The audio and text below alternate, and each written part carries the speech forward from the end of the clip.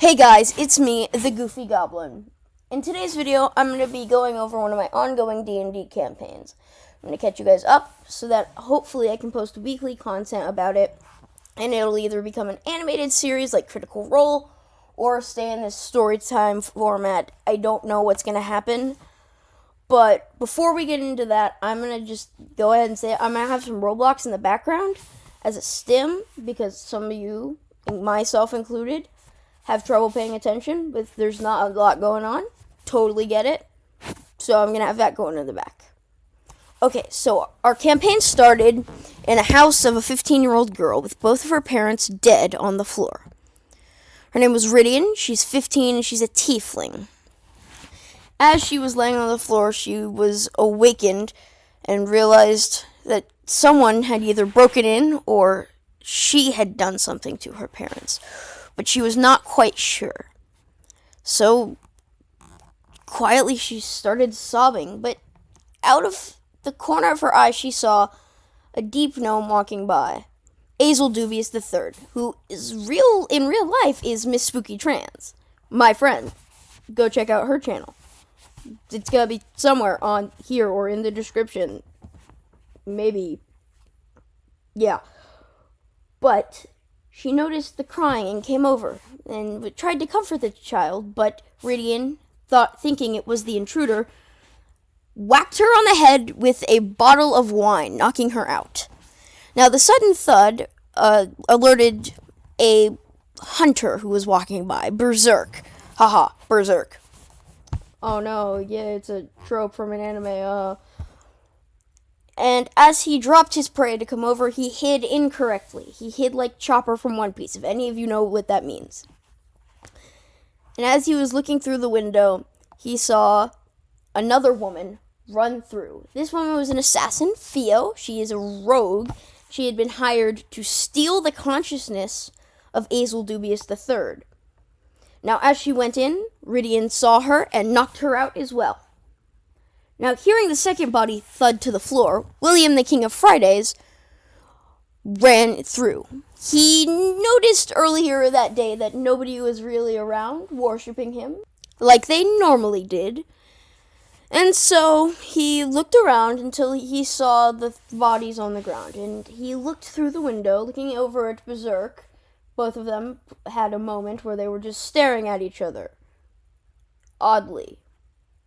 Both not understanding what was happening, but nonetheless not judging the other. As this happened, an old man suddenly appeared. He introduced himself as Rog, and said that they must find Son of Lab and Born of Steel to save the world.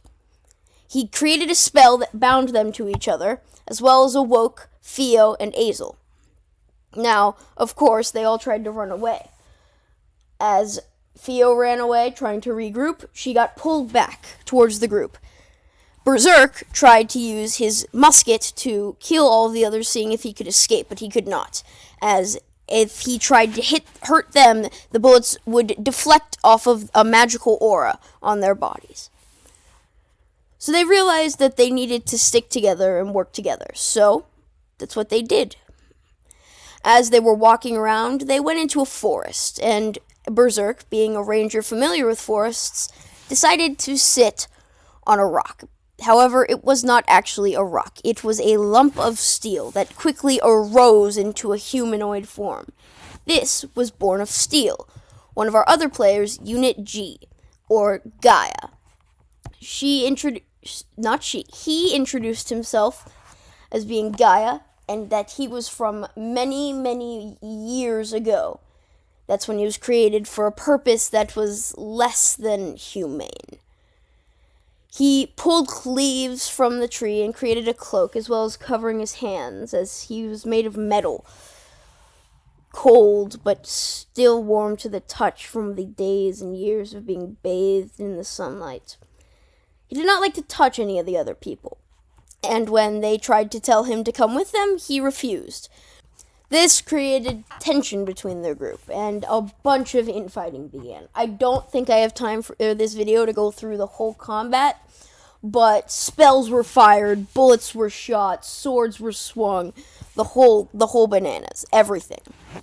But finally, Rog showed up again and calmed them all down and said, "You must all go find Son of Lab."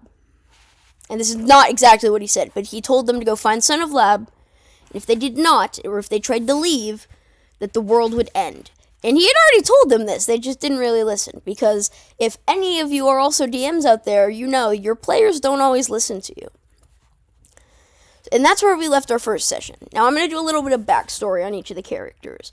Rydian is a 15-year-old tiefling alcoholic who is an orphan now. She's a necromancer. Azel Dubious III, aka Miss Spooky Trans, is our wizard who doesn't believe in magic. She's a deep gnome. We have Unit G, a cyborg druid who believes that since metal comes from the earth, it is part of nature. William, the King of Fridays, a warlock bard multiclass who believes almost everyone is beneath him.